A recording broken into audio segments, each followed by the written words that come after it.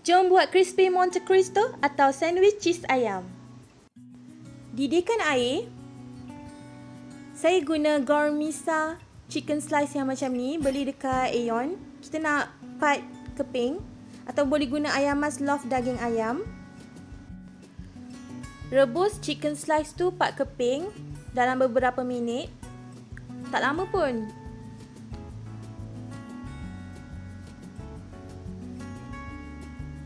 Kalau macam dah gelembung-gelembung tu, boleh alih-alihkan dia.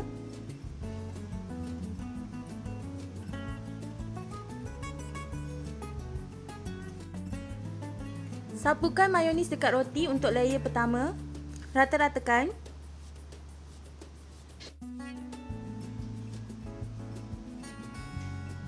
Next, chicken slice. Lepas tu cheese. Kemas-kemaskan sikit.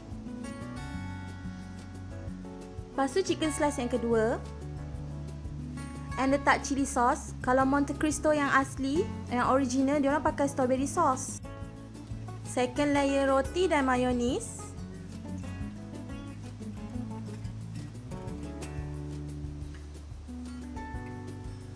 Cheese lagi. Chicken slice. Chili sauce. Okay, last chicken slice and tutup dengan roti. Pecahkan satu biji telur dan panaskan minyak. Minyak tak payah banyak sebab kita tak nak dia makan minyak. Salut roti tu dengan telur.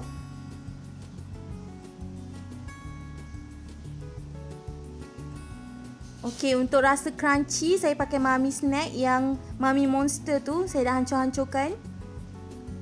Okay, letak je banyak-banyak. Boleh pakai breadcrumbs juga, tapi saya lebih suka pakai mamee ni, lebih crunchy.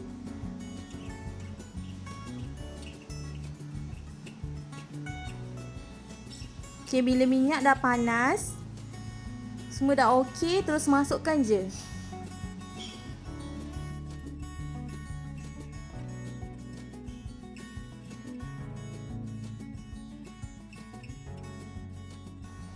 Toast minyak sebelum angkat.